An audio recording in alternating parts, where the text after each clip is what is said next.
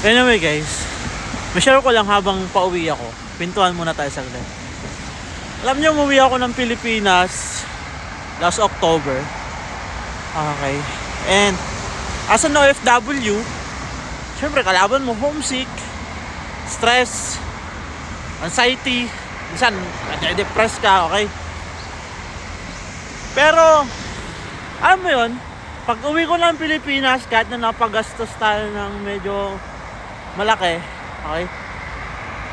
Kasi nga, almost 6 years din ako hindi umuwi, maraming pinagkagastusan, okay? Alam nyo nangyari,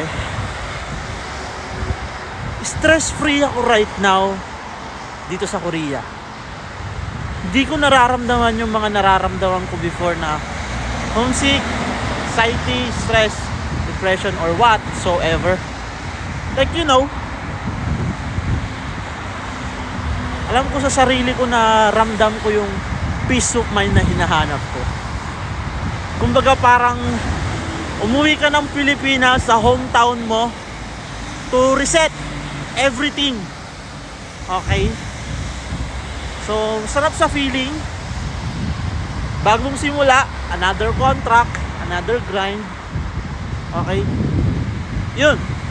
Kung isang OFW and nakakaramdam ka ng, alam mo yun, homesick, stress, anxiety, depression, kung alam mo yung mga mental health na nararamdaman mo na, like minsan okay ka naman, mahaba naman tulog mo, pero mentally, emotionally, physically drained ka, no?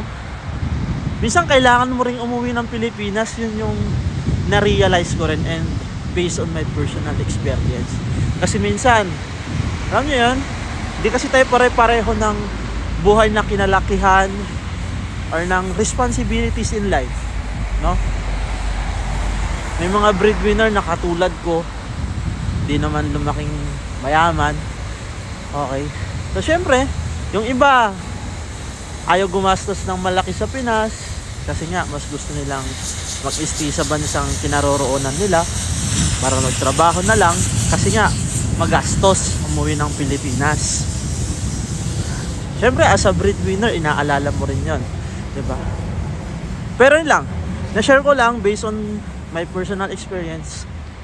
Kung nakakaramdam ka na ng stress, anxiety, depression, or mentally, emotionally, and physically drained ka na, subukan mo umuwi ng Pilipinas kahit isang beses lang.